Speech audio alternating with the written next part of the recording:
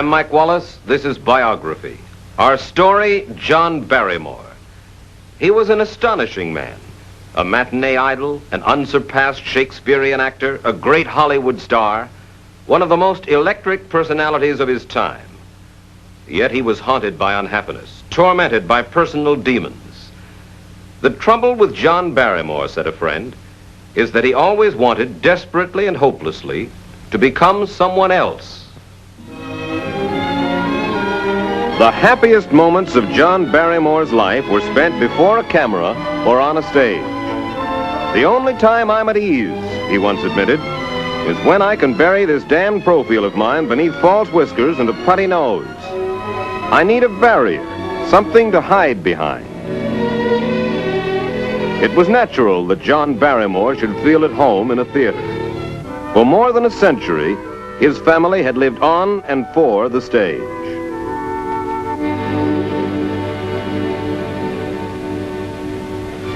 Near the turn of the century, the American theater is enjoying one of its most vital and exciting eras. Movies will not become popular for years. The stage is undisputed shrine of high drama and low comedy.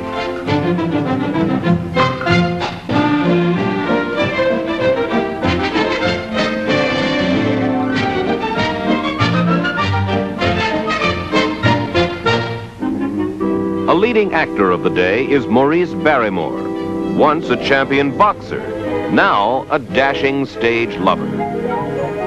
His actress wife, Georgiana Drew, is a member of a legendary theatrical family. Her youngest child, John Barrymore, even before he can read, has learned about one-night stands and the gentle art of upstaging.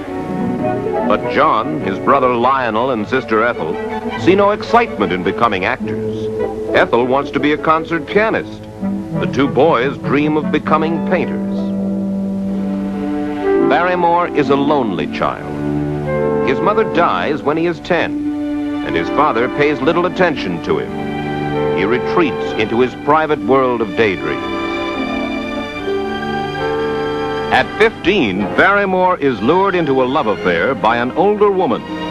This illicit first romance leaves Barrymore with a deep-seated fear that all women are capable of betraying the men who love them. Intent on becoming an artist, Barrymore's early drawings reflect his mental torment. He creates scenes from the stark and threatening world of his imagination. Here, evil is triumphant over man. Happiness is always a distant, idealized figure. Ethel and Lionel Barrymore, by now, have been captured by family tradition and gone on the stage. To stop her young brother from running wild, Ethel tries to persuade John to join her, where she can keep a watchful eye on him. Finally, at 21, Barrymore yields and becomes an actor, often playing with Lionel. In this emotion-laden atmosphere, he is involved in one romantic escapade after another.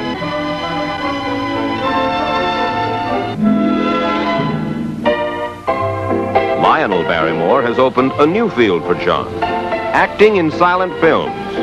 The work is easy and profitable. Lionel jokingly calls the movies his most important discovery in an unremitting campaign against hard work.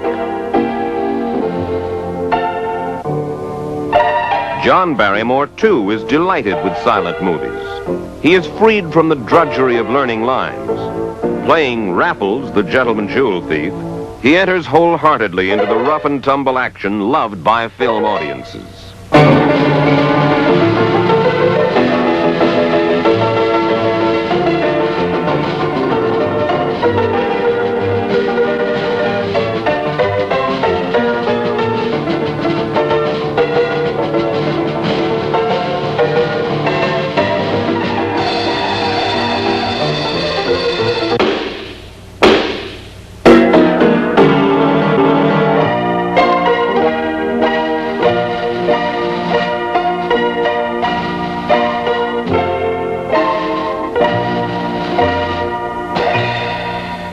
Gradually, John Barrymore begins to feel at home as a performer. He demonstrates remarkable versatility. The once reluctant actor reaches artistic heights with a classic portrayal of Dr. Jekyll and Mr. Hyde.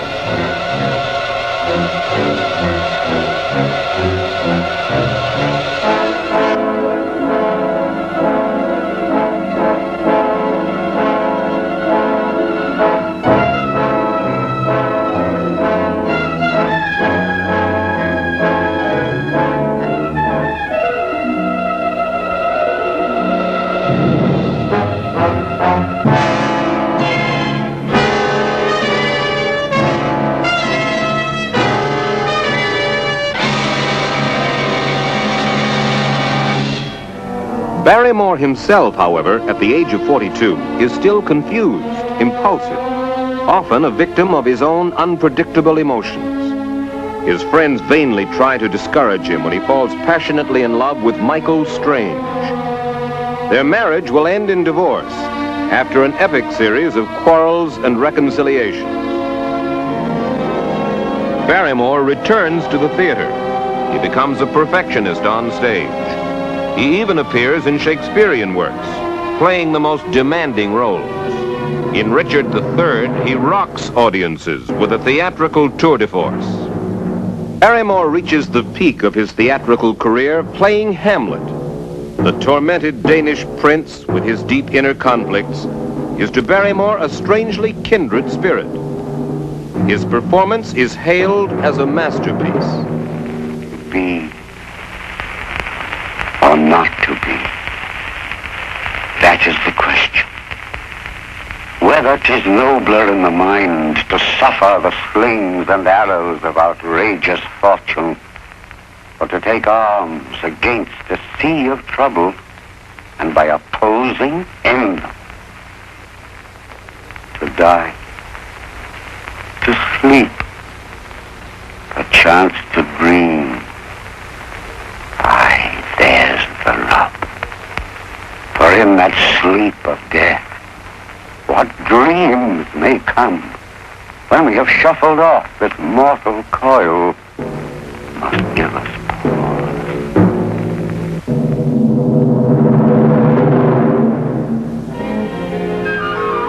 After his Shakespearean triumphs, Barrymore fears he will be frozen in these roles. He decides to accept a contract in Hollywood. In Beau Brummel, he scores an immediate success, satirizing a man whose only true love is himself.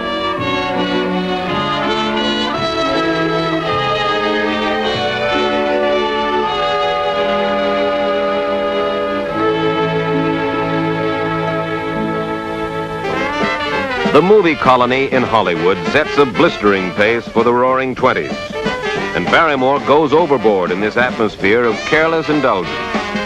He goes on long binges, ending up physically exhausted and disgusted with himself. For short periods, Barrymore escapes to the sea with a group of bachelor friends and his beloved monkey, Clementine. Roaming the Pacific near Southern California, he stops drinking and becomes, in the words of a friend, a gay, uncomplicated, adventure-loving little boy.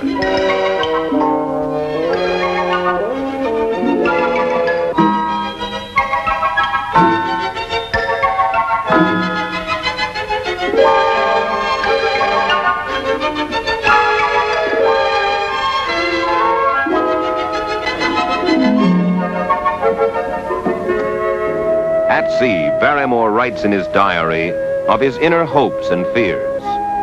He profoundly believes that life eventually can offer him what he calls unblemished romantic happiness. 2 marriages have not given him the perfect love and security he yearns for, but he is positive that somewhere he will find it.